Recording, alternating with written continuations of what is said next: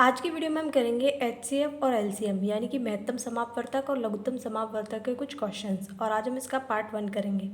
पहला क्वेश्चन है हमारे पास 2 की पावर 3 इंटू 3 की पावर 5 और 3 की पावर 3 इंटू 5 की पावर 2 का महत्तम समापवर्तक यानी कि आपका एचसीएफ और लघुत्तम समापवर्तक यानी कि इसका एलसीएम हमें निकालना है। हम जानते हैं कि जब एचसीएफ हम निकालते हैं तो जो भी चीज़ें इन दोनों में कॉमन आ रही होंगी वो इसका एचसीएफ हो जाएगा। देखिए यहाँ पर 2 है, यहाँ 2 ही नहीं है, यहाँ पर 3 है तो यहाँ 3 है, लेकिन जो सबसे कम पावर होगी वो इसमें कॉमन आएगी तो वो हो जाएगी आपकी 3 की पावर 3। तो ये और 5 यहाँ पर है, यहाँ नहीं है, तो इसका मतलब इसका एचसीएफ हो जाएगा 3 की पावर 3। अब हम इसका एलसीएम देखें तो एलसीएम जो होता है कि सबसे पहले तो कॉमन पार्ट लिख लीजिए, तो 3 की पावर 3 यहाँ कॉमन आ जाएगा आपका, और बाकी का जो भी रिमेनिंग पार्ट हो वो भी साथ में आ जाता है इसमें। तो यहाँ पर 2 की पावर 3 बच रहा है। देखिए 3 की पावर 3 कॉमन आ जाएगा और एक्स्ट्रा में क्या बचेगा 3 की पावर 2 और इसी की तरीके से 5 की पावर 2। तो इसका जो एलसीएम हो जाएगा वो हो जाएगा आपका 2 की पावर 3 इंटू 3 की पावर 5 इंटू 5 की पावर 2। ये हो जाएगा इसका एलसीएम। अगला क्वेश्चन हमारे पास 2 होल 3/5 और 3 होल 3/4 साथ में दे रखा है 4 होल 3/8। इसका एचसीएम क्या होगा, एचसीएफ क्या होगा? तो देखिए पहले से हम मिक्स्ड से उसमें लिख लेते हैं। ये हो जाएगा आपका 13/5, ये हो जाएगा आपका 15/4 और ये हो जाएगा आपका 35/8।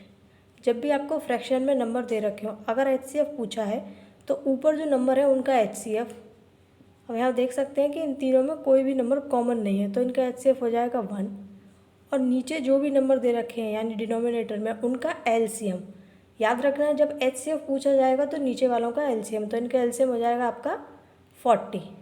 अगर इसका ऑपोजिट पूछा होता, जैसे इसका एलसीएम पूछा होता, एचसीएफ नहीं पूछा होता, तो हम ऊपर वाले नंबर का एलसीएम लिखते हैं ऊपर, और जैसे अगर एलसीएम पूछा जाए तो यहाँ ऊपर जो भी नंबर होंगे उनका लिखेंगे हम एलसीएम और यहाँ नीचे लिखेंगे हम एचसीएफ। अगला क्वेश्चन है मेरे पास, दो संख्याओं का अनुपात दे रखा है 7:13 और उनका एचसीएफ है 8, तो उनका एलसीएम क्या होगा?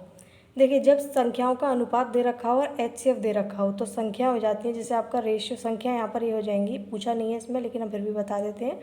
तो 7 और 13 है तो संख्या हो जाएंगी पहली वाली में इसके जो भी एचसीएफ है उससे मल्टीप्लाई कर दो, ये आपकी पहली संख्या हो जाएगी, और दूसरे वाले में एचसीएफ से मल्टीप्लाई कर देंगे तो ये इसकी दूसरी संख्या हो जाएगी। अगर आपसे एलसीएम पूछा जाए तो दोनों रेशियो का मल्टीप्लाई सीधे एचसीएफ से कर दीजिए, ये इसका जो है एलसीएम हो जाएगा। ये हो जाएगा आपका 728, यानी इसका एलसीएम हो गया। अगला क्वेश्चन है हमारे पास, दो संख्याओं का एलसीएम और एचसीएफ दे रखा है 441 और 7, यानी एलसीएम है 441 और एचसीएफ है 7। इनके बीच का डिफरेंस दे रखा है 14, तो वो संख्याएं क्या हैं? तो जैसे हमने ऊपर वाले क्वेश्चन में किया था, अगर एचसीएफ 7 है तो मान लेते हैं वो संख्याएं आपकी 7A और 7B होगी, और एलसीएम क्या हो जाएगा इनका? दोनों का एलसीएम 7 एचसीएफ था और दोनों संख्याएं थी ए और बी, इनका मल्टीप्लाई करने पर तो ये हो जाएगा आपका इनका एलसीएम। तो यहाँ से हम ए बी की वैल्यू निकाल सकते हैं, हो जाएगी आपकी 63। दूसरी चीज़ उसने दे रखा है कि उनके बीच का अंतर है 14, हमने क्या मानी है 7A और 7B, तो इनका डिफरेंस क्या हो जाएगा आपका 7A माइनस 7B, मान लेते हैं ये वाली बड़ी है, तो ये हो जाएगा आपका 14, यानी A माइनस बी बराबर हो जाएगा 2। ए और बी ऐसी दो संख्या हैं जिनका मल्टीप्लाई करने पे तो 63 आ रहा है और डिफरेंस लेने पे 2 आ रहा है, तो ऐसी संख्या हमारे पास 2 हैं, 9 और 7।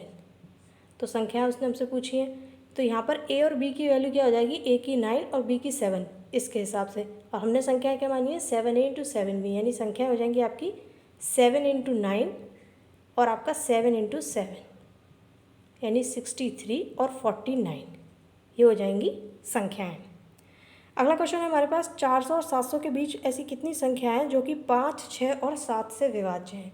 जब भी इस तरीके से क्वेश्चन दे तो ये जो तीनों संख्याएं दें, 3, 4 जितनी भी दे, उनका निकाल लेना है आपको एलसीएम।